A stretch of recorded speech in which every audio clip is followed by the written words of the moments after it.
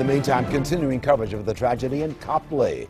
Tonight we know the second Copley Fairlawn High School student killed in Sunday's shooting rampage. 16-year-old Amelia Shambaugh was shot and killed during the incident.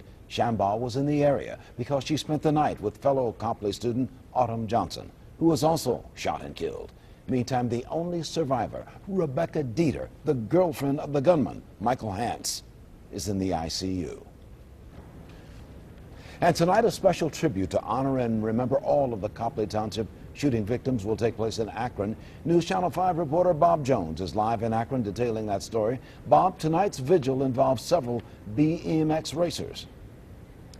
Well, that's right, Leon, and the victims in this case, at least 4 of the victims, were from the same family, the Johnson family. And the Johnson family loved to watch or take part in bike races every Tuesday night right here in Akron across from Derby Downs. That included 16-year-old Autumn Johnson, one of the shooting victims. She was a student at Copley High School and a regular at the track.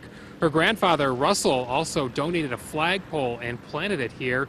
He, too, was a victim of the shooting rampage.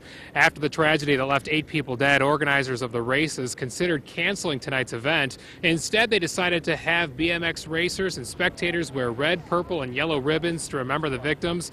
They'll also have grief counselors on hand to help anyone who needs assistance. Friends of the Johnsons say tonight will help with the healing. I think it keeps gets kids' minds off of it, gets them back out here, and that's what the Johnsons like watching the kids race, enjoying. There's tons of families out here. We go to state races, national races, and we'd all hang out and just have a good time. And this is where the Johnsons would want all the kids at.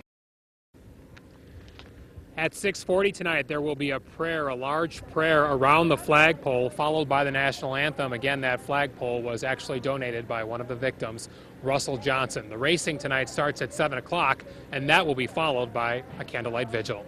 Live in Akron tonight, Bob Jones, News Channel 5. Very touching, Bob. Thank you.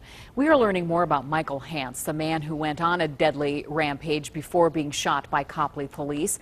For many years, Hance lived just a few miles from Copley, down I-77. Neighbors tell us Hance lived in Copley with his girlfriend, Rebecca Dieter, but kept his belongings at a home in foreclosure in Akron, where the couple lived for more than a decade. Neighbors there found Hance's behavior very strange.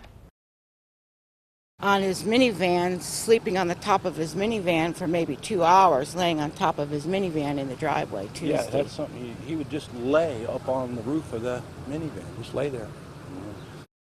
Michael Hance had no criminal record, but police say he used 2 handguns during his shooting spree. And we just learned Copley police officer Ben Campbell fired the shot that killed Hance. That officer is now on administrative leave.